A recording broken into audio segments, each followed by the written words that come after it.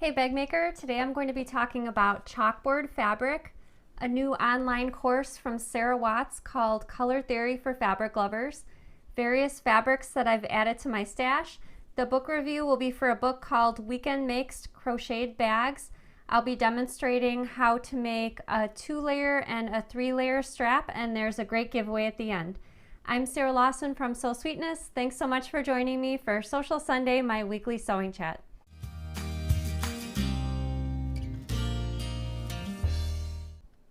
Hey everyone, happy Sunday. Yay, it's time for Social Sunday. Thank you so much for tuning in for the show tonight. I see Jerry's watching from Michigan. Kathleen is also watching from Michigan. Dawn's watching from Washington, and Susan is watching from New Zealand. Shelby from North Carolina. So welcome everyone. Just a friendly reminder before I get started. Just about everything that I talk about during Social Sunday are things that I've purchased myself. So these are not things that I'm getting paid to talk to you about, but just cool things that I found that I'd like to share with you. And everything that I'm scheduled to talk about, I link to in the description. So if you're interested in finding out more about any of the books, fabrics, notions, or projects that I talk about during Social Sunday, just check that link in the description and you can find out more information there. So before we get over to our notion of the week, I wanted to share with you, I think it was a couple weeks ago, there was a request on the live show to carry some more Aurifil threads, in particular a color of thread that would pair well with the cork that we sell in the shop. So Danny's going to switch to the overhead camera really quick. This is one of our natural background cork fabrics. This is the metallic rainbow, but here is the Aurifil thread that I chose to coordinate with the some of the natural background corks. I do have an Aurifil color card, and I felt like this one was the closest as far as not looking too dark or too brown, because the natural corks are somewhat of a beige color, and if the thread was too brown, I felt like it would be really glaring. So this is actually the beige cork from Aurifil, and I thought it paired nicely with the natural fabrics. So if you're interested, if you use Aurifil thread, this is the Aurifil 40 weight. If you use Aurifil thread and you're interested in one to match the natural corks, the link is in the description for that one. I'm really pleased to finally have one that's a close match. For the last few years, I've just been using a similar color from my stash, but it was more of a brown, so it did the trick. But now that I finally looked at my color card, I have one that's a little bit more appropriate. So the notion of the week is actually chalkboard fabric. So by Annie, who also makes Soft and Stable, that's the foam interfacing I like using. By Annie sells chalkboard fabric as well as chalkboard markers. So Danny's going to flip back over to the overhead camera so that I can show you what it looks like. So it's a nice thin but substantial feeling chalkboard fabric, and it comes from By Annie as a 16-inch by 48-inch piece. So plenty of fabric to use for your projects. By the way, Danny's going to pop a quick picture up on the screen. This is a project made by Nicole Laws, posted in our Facebook group, of an ultimate art organizer that she made. As you can see, she used chalkboard fabric for one of the pages. So great idea, not only for projects, you can also use it for the Creative Maker supply case, which is a similar look to that ultimate art organizer, just less pages. Not only great for kids, but you could also use portions of it in your projects. Say if you're making a container to hold different needles or sewing machine feet and you would like to have those labeled, chalkboard fabric, not a bad idea for that. Sorry, Danny, I'm going to have you switch back to the overhead camera again. So it's easy to sew through, which I'll pop over to my sewing machine in just a minute. You do need to prime it before using it. So the instructions that came in the package of this fabric said to prime the fabric. You need to do that first, but it's really easy to do so. So all you need to do is use a traditional or a common piece of chalk, just like a regular stick of chalk. Rub it over the fabric in one direction and then rub it in the other direction.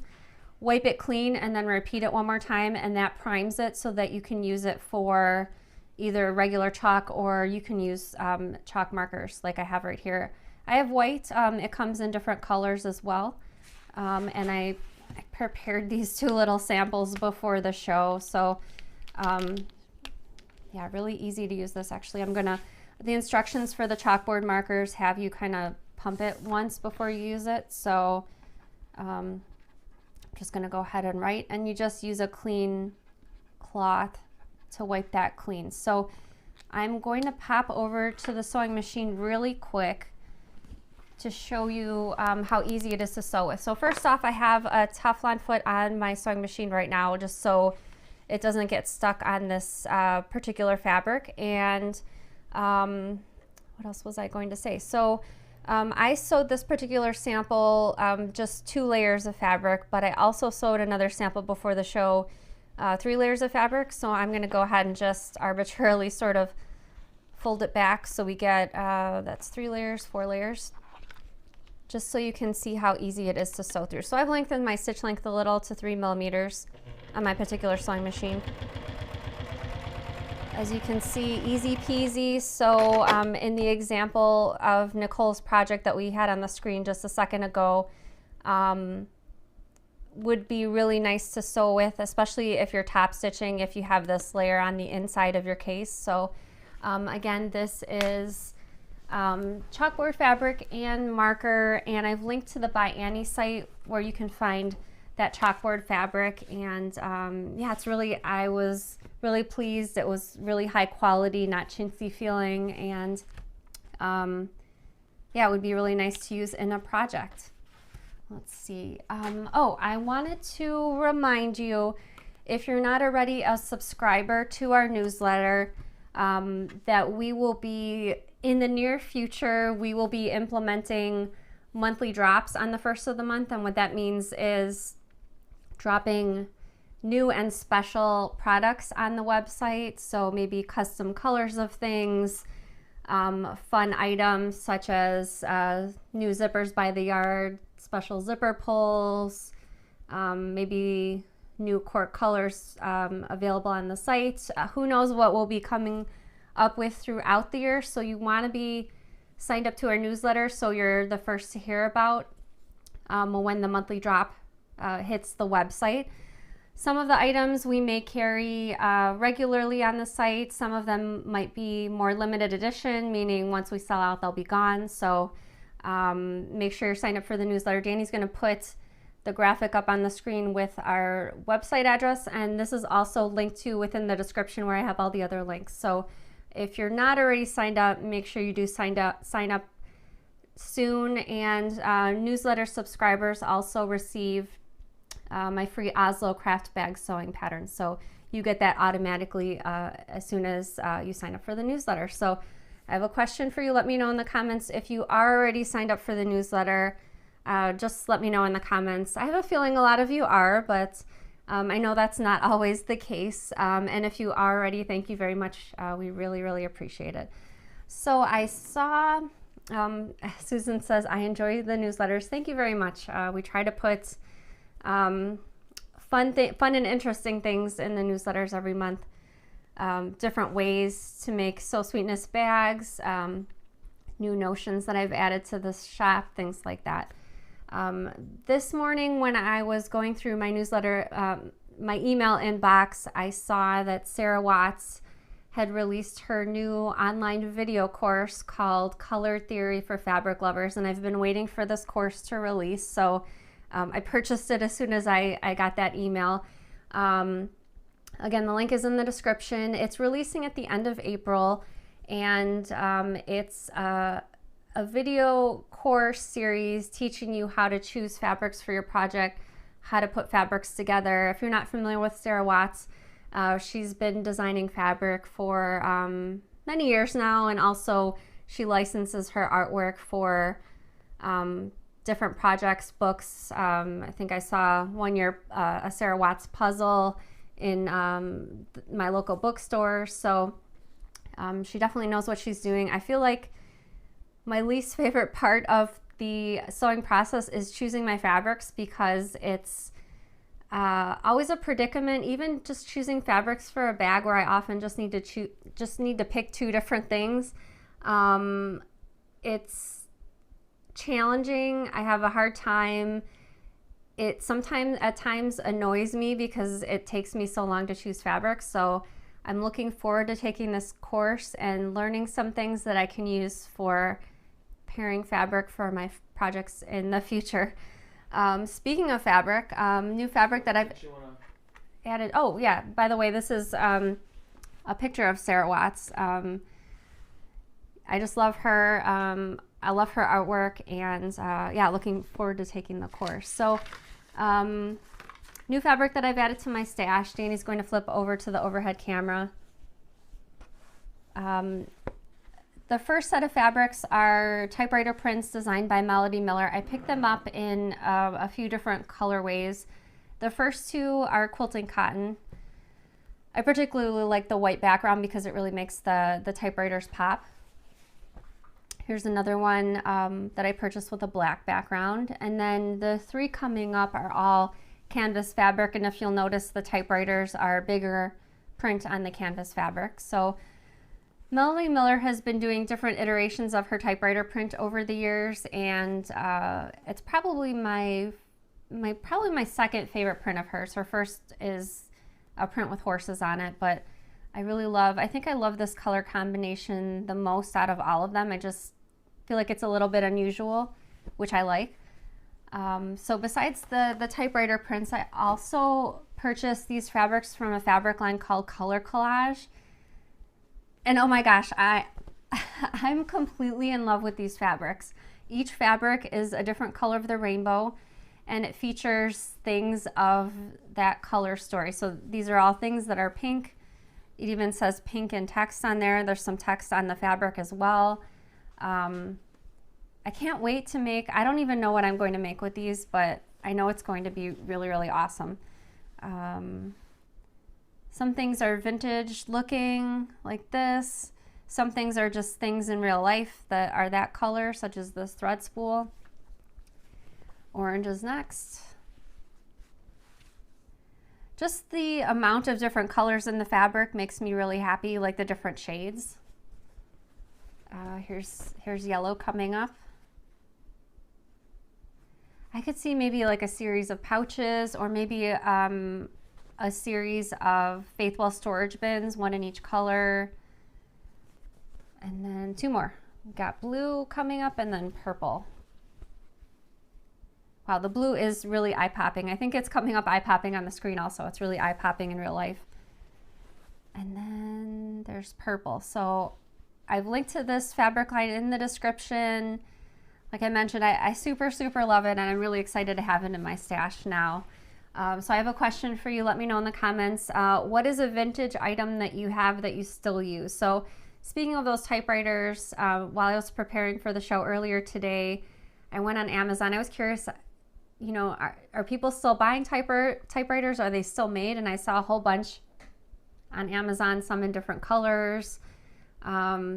They looked really neat. I thought for a second, well, should I have a typewriter? But I'm not sure. For me, I'd use it in my daily life, but looks really awesome and beautiful.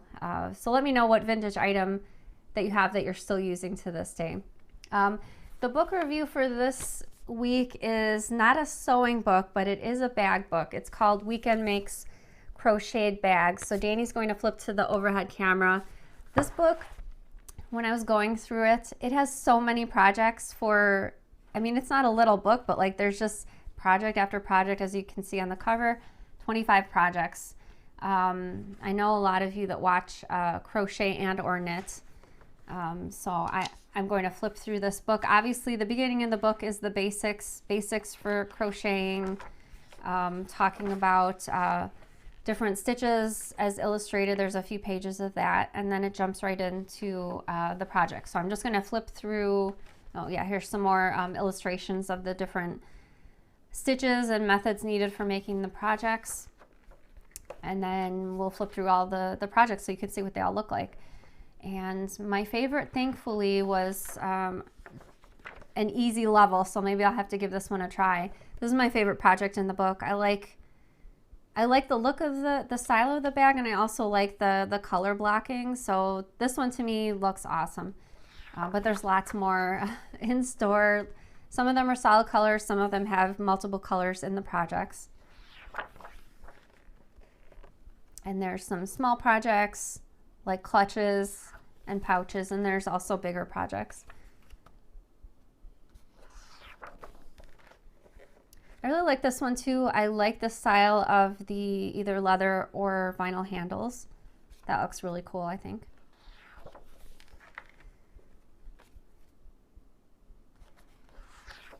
And I think I don't remember if it was knitting or crochet. Before I had William, I gave one of those a try, and I was okay at the basics, but I don't know, it never really went further after that, so I'm not sure what happened with that. This yoga mat bag is really interesting. I like the look of that.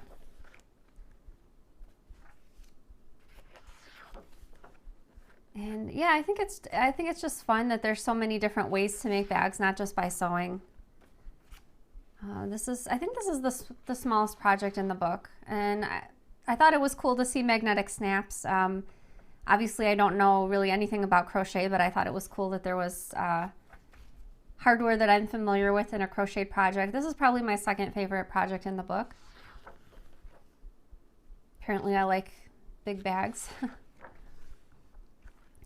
I love that they use the yarn to create a print almost in this leopard print pouch.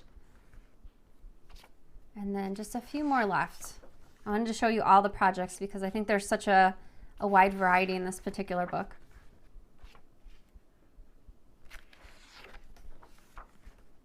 I like this shopper also. I guess it's a similar style to the other two that I liked in the book.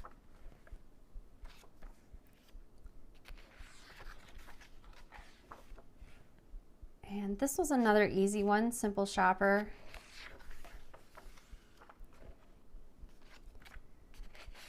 And then a couple more. Yeah, lots of big size bags in this book, which is really nice. So if you crochet, or if you'd like to learn to crochet and you're interested in this book, it's called Weekend Makes Crocheted Bags, and I've linked to it in the description. So Danny's favorite part of Sewcial Sunday, we'd like to invite all the bag makers to stand proud. Let us know that you're part of the Sew Sweetness squad in the comments. We really appreciate your support. We appreciate the likes, subscribes, or just you taking time out of your day to watch our show. So thank you so much. So I think a couple weeks ago I said on the live show that I had coming up a demonstration how to make a 2-layer and a 3-layer strap. It's super easy, and it's kind of an alternative if you're using thicker fabrics such as cork, leather, or vinyl. Perhaps 4 layers is a little bit too thick for your strap, and you're not sure how to handle that to get a thinner strap. So Danny's going to flip to the overhead camera. So our traditional method for making straps is kind of like double fold bias tape. So pressing wrong sides together in half, pressing toward the crease on top and bottom, and then folding it back in half. So that's how we get the 4 layers. If you're using, like I mentioned, cork, leather, or vinyl, sometimes those 4 layers are just too thick. So in this particular demonstration, we're working with a 1-inch wide strap. Obviously, if you need a different width, you can slightly alter the thickness. So for a 2-layer 1-inch wide finish strap, I cut my piece to 2 inches wide. And then for a 3-layer 1-inch wide strap, I cut my piece to 3 inches wide. So 2 inches, 3 inches. So for a 2-inch strap, we're just finger pressing the fabrics wrong sides together. However, sometimes just the 2 layers is a little bit not as sturdy or stable to hold up what you need a strap to hold up for. So you can either use a layer of twill tape or a grosgrain ribbon. I'm going to be using twill tape here. And you want the twill tape or ribbon to be less wide than your finished strap, just so that it's not showing on the outer edges when you finish the strap. So I'm using twill tape that's 3/4 of an inch wide for my 1-inch wide strap. I drew a line straight down the middle, and you can either just go ahead and pin this in place, or if you feel more comfortable, you can use some washable fabric glue to glue it in place first. So what I'm going to do is I'm just going to glue it basically right down the center so there's a little bit of margin on either side. And I'm just going to do this quickly. I'm using a Fons & Porter fabric glue marker for this. And so what the twill tape will do, because the twill tape doesn't stretch, so as you're using the strap and the weight of the bag is on your shoulder, the strap won't stretch having this on the inside. So what I'm going to do is grab my Wonder Clips and just go ahead and pin this wrong sides together in half.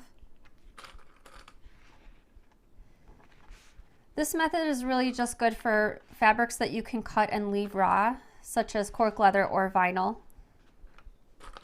You can either leave it raw or you can finish the edges after top stitching with something, either a seam sealant, Giardini paints, you can paint the edges, or you can use edge coat to paint the edges. I have two separate videos which I've linked to in the description, one on Giardini paints and one on edge coat, in case you'd like to see what those options look like.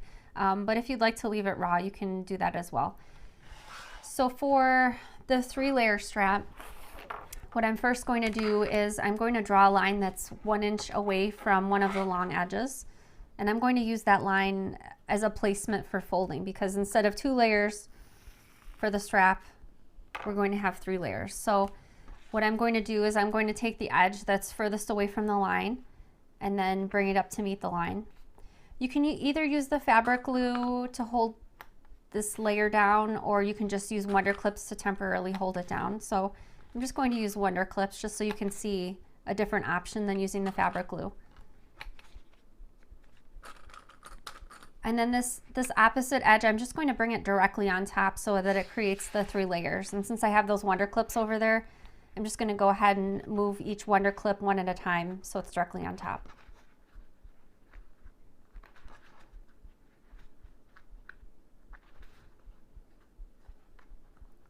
Okay, and then you'll just take this over to your sewing machine and top stitch both of the long edges.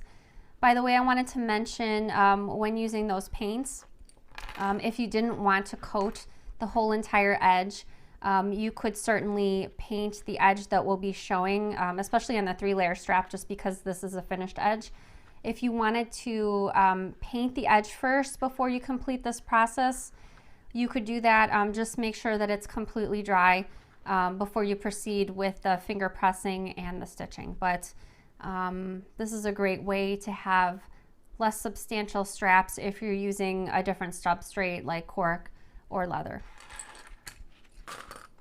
Okay, so as you can see, easy peasy to have different amounts of layers in your finished strap. Let me know in the comments what you prefer as far as layers, how many layers you're usually using. For me, I'm most often just making my straps with quilting cotton, so 4 layers it is for me, 4 layers plus the shape flex interfacing in between. But once in a while I do like to change it up with a cork strap, and I often like that 2-layer strap for, I guess, the simplicity of it. All right, I'm going to be answering some questions live in just a minute, so if you have a question for me, type it in the comments right now, whether you're watching on Facebook or YouTube. I'll be answering those questions live in just a minute. Before we get over to that, I wanted to announce the winner of last week's giveaway, and that winner is Janet Brotzler. So congratulations to you, Janet. Please email me after the show so that I can get you set up with your prize. And my email is sarah@sewsweetness.com. Danny's going to pop it up on the screen. Thank you, Danny. Congratulations, and thanks for watching. All right, Danny, take it away with the questions. By the way, there will be another giveaway at the end of the show, so stay tuned for that.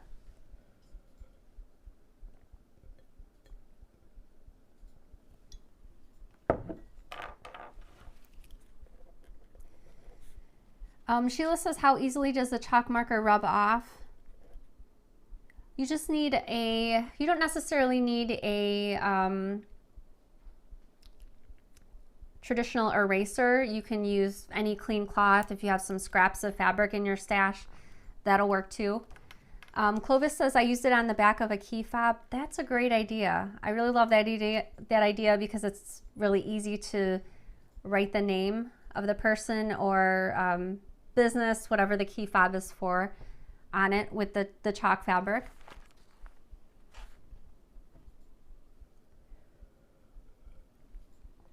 Lena says, is there a pattern for the project bag with the chalkboard fabric? So the photo that we showed earlier up on the screen, that was my Ultimate Art Organizer case. It's a zippered case with multiple pages. An easier version of that with just a front and back opening just to the inside is the Creative Maker Supply case. So if you're interested in starting off with an easier project, that's a really good option. I think my sewing time for a Creative Maker Supply case, I haven't made one in a few years, but maybe about 2 or 3 hours of sewing time. That's on top of the cutting time. So it's not a super time intensive project for the Creative Maker Supply case. Karen says, what does the fabric feel like? Is it like vinyl? That's a good question. It feels like, first of all, it's mesh backed.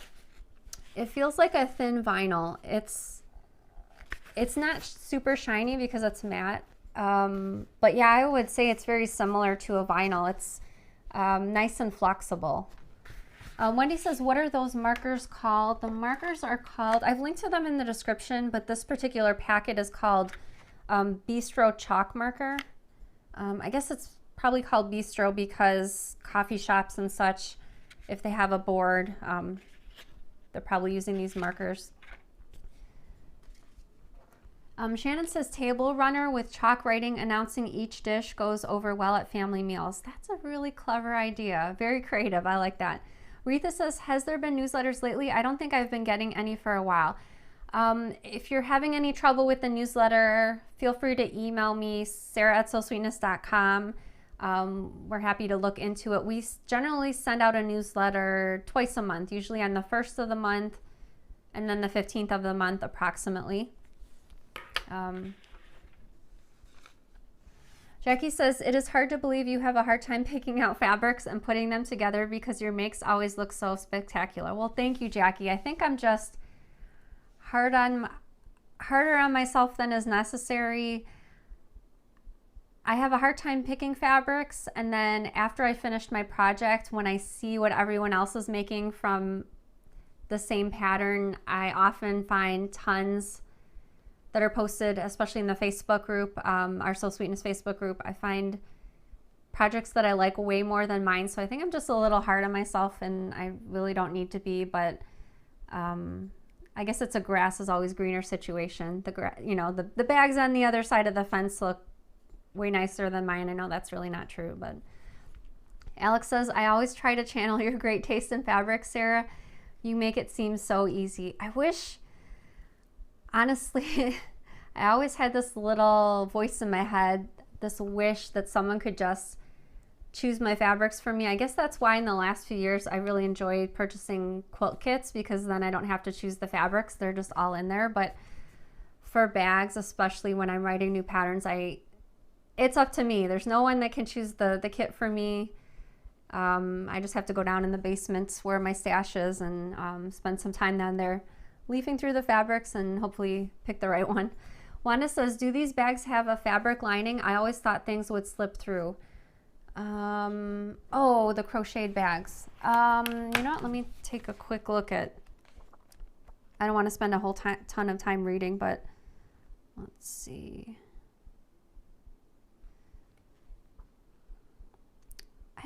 Well, I'm going to say, I don't see instructions for lining, so I'm going to say no. And I'm not sure, I'm not super experienced with crochet, so I'm not sure how hard it would be to add a lining. I'm assuming you can, because I remember getting an email recently, someone needing help with a crochet bag that they were making, and theirs looked like it was lined, so I'm sure it's possible. Joan says, does it matter which edge is sewn first when making straps, the folded one or the open one? That's a great question. I don't know if there's a right or wrong. So Joan's question was about the strap, if you're sewing this edge with the open end or the edge that's finished first. I like to, and if you do something different, let me know in the comments. Maybe there's a variance. I like to sew the edge that's open first, just so I can, as I'm sewing, I can make sure to align the fabric, and then sew the finished edge second. But let me know if you do the opposite. That's just what I personally do. Rob says, I want to insulate a tote to keep things cool on the way home from the farmer's market. Can I just put Insulbright in behind the By Annie's foam? Should I use fusible fleece instead? That's a great question. So most products like Insulbright have fleece on one side, and they have like a shiny silver material, like reflective material, which is what keeps things hot or cool on the other side. Actually I was going to grab it and put it on set. I don't know why I didn't. I made a couple of lunch bags where I did use the foam interfacing for the exterior fabric, and I used the insulated fleece for the lining fabric, directed toward the lining, so it keeps the hot and cool on the inside. So it's more of a substantial project when it's finished. It's nice and structured, which is what I like. But if you'd like something softer, you could certainly have the insulated fleece on the inside and maybe like a fleece for the outside. So I guess it depends on the project, but definitely I've done it in the past and it's doable to have the foam on the outside. Olivia says, what's your go-to project to get you out of a sewing funk? That's a good question. I mean, I'm always working on new designs for patterns. I probably have to say quilts, and maybe that doesn't sound like it would make sense, but sometimes I just need to alternate the types of projects that I'm working on. So when I'm working on drafting a pattern, my brain's working really hard because I'm not a numbers person, but like designing a pattern requires numbers and fitting things together exactly. So I turned to quilts for sort of a release after that, because I really don't have to work particularly hard to figure out a quilt. Usually I'm working on geometric quilts, more straightforward designs. So I like the alternating back and forth of my brain working really hard and then my brain taking a break, if that makes sense. Allison says, Sarah, do you have or have ever had an industrial machine? If so, which one?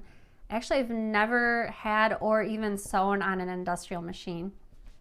I try to keep things realistic around here, and I feel like it would be amazing if I had an industrial machine, but I worry that I might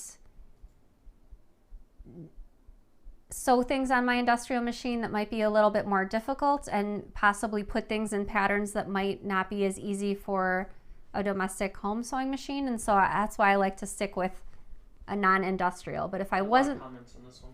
Oh, there's a lot of comments. Oh, okay, good. But if I wasn't designing patterns, if I was just straight up sewing bags, I'd love to have an industrial machine. Karen says, I sew to the open end of the straps first. Danny said there were a lot of comments about this. Barb says, I would sew the open side first for a good edge on both sides. Great tip. Yeah, lots of comments about open edge. Okay, awesome. Yeah, I just always... Okay, everyone's in agreement? Okay, that's great. Yeah, I guess I always worried sewing the finished edge, if the fabric shifted, then you'd have one end with like more fabric than the other side. So Kyla says, my wool pressing mat has developed waves in it that are making my fabrics have waves when I press. Any idea how to smooth out my wool mat? I'm going to be honest, I haven't encountered that I have a couple of wool mats in the studio. I haven't encountered that, so I'm not exactly sure. I'm not sure if it would help to flip if both sides have waves. If there's a side that doesn't, if you could maybe flip to that side. If you're watching and you've experienced that and you have a fix for that, let us know in the comments. Daniel will try to look out for that to post it up on the screen. Dee says, will the chalk markers become permanent if left on for an extended time period? I'm not sure. Danny, do you know Violet actually, I know it's not fabric, but Violet has a part of her wall in her bedroom that we did with chalk paint. Do you know if those are permanent? I guess I'd have to ask Violet, but that might not apply to the fabric. So I'm going to be honest, I'm not 100% sure. I'm assuming you could always wipe it with a clean cloth, or even, yeah, I'm not going to go further and suggest other things that might not work in case I'm wrong. Teresa says, how do you determine where you put strap tabs on the side of a bag if you are adding them to a bag that doesn't have them in the pattern? That's a great question. So if you're adding strap tabs, assuming there's hardware attached, you always want to leave enough clearance from the top of the bag so that you are good with your seam allowance when you're sewing around, say, the top of the bag. I would suggest, oh gosh, let's see if there's any bags around here that I can reference. Yeah, here's one. Okay, so this Starling bag has what she was talking about, hardware on the side. You want to keep this clear of the seam allowance. Let me measure really quick. So if you're sewing the bag with a 1/4 of an inch seam allowance, you want to keep the portion, the lower edge of the hardware, because you can flip the hardware down. You want to keep that at least 3/4 of an inch away from the top edge. If you're sewing with a bigger seam allowance, a 1/2 inch, you want to keep that at least 1 inch away from the seam. Obviously it could be more than that if you prefer the placement in a different spot, but either 3/4 of an inch or 1 inch away from the seam, or sorry, the top raw edge, at least, at a minimum, that would be fine. Do you have a standalone pattern for a craft pouch to carry all my quick essentials?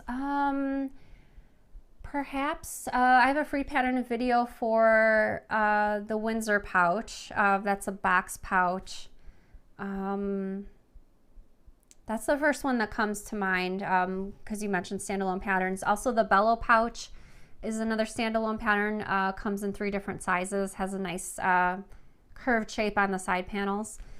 Sally says, steam the crap out of it and put a weight evenly on it. Was this in reference to the wool mat? This is Sally's comment about the wavy wool mat. Steam it and put a weight evenly on it. Mayberry Natural says, what kind of pressing mat is the best wool? Actually, my initial response to that was I've only used wool mats, but no, I've used foam covered boards. Let me grab it because I have it down here actually.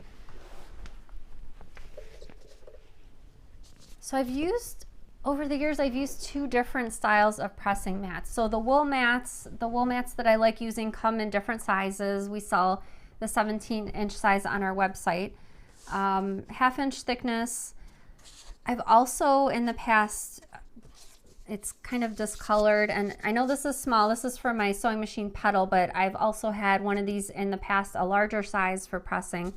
It is 2 boards of wood, both covered with foam, and this is good for pressing as well if you don't like the wool mats. But again, like I mentioned, this is for my sewing machine pedal, but they do make, the company's called Steady Betty, and they do make these in different sizes and bigger sizes for pressing as well, if you prefer a foam covered wood board.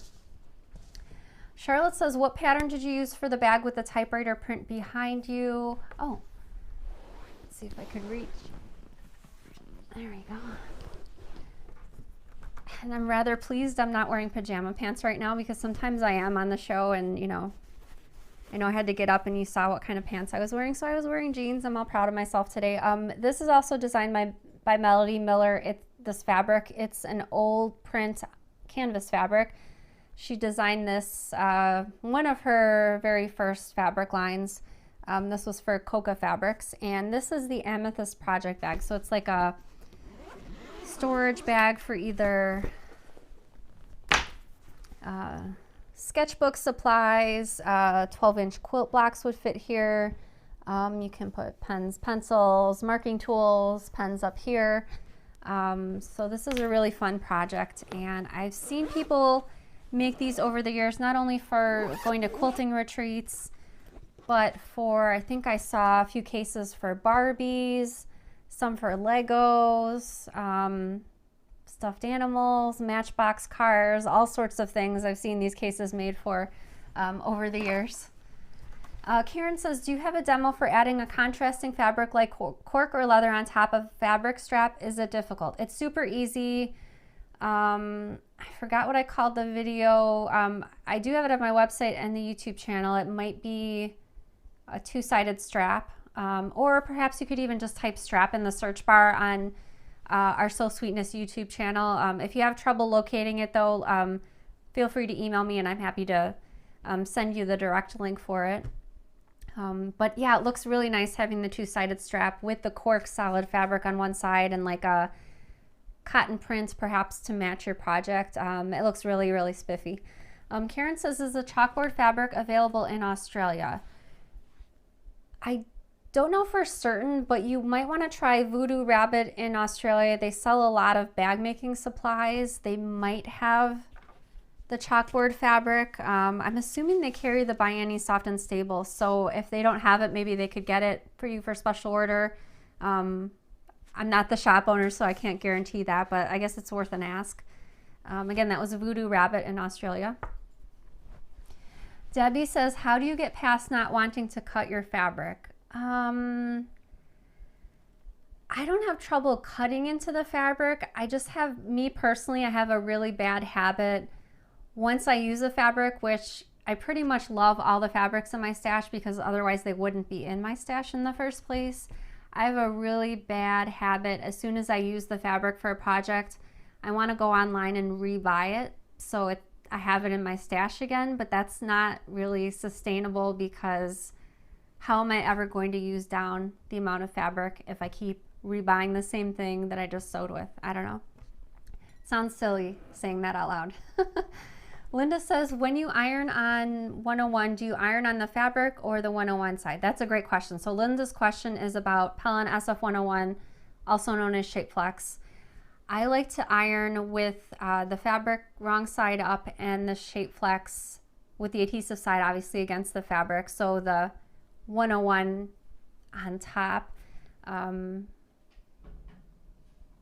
Use your pressing cloth, but that's just my habit. It can be fused either way just because SF101 is a thin interfacing, but that's pretty much how I fuse that particular one all the time.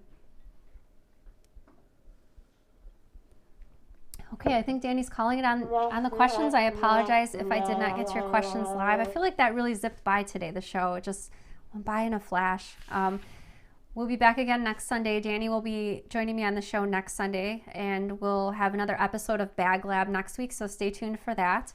One last thing is the giveaway for this week. So you have until the end of the day this Saturday to leave me a comment on this video.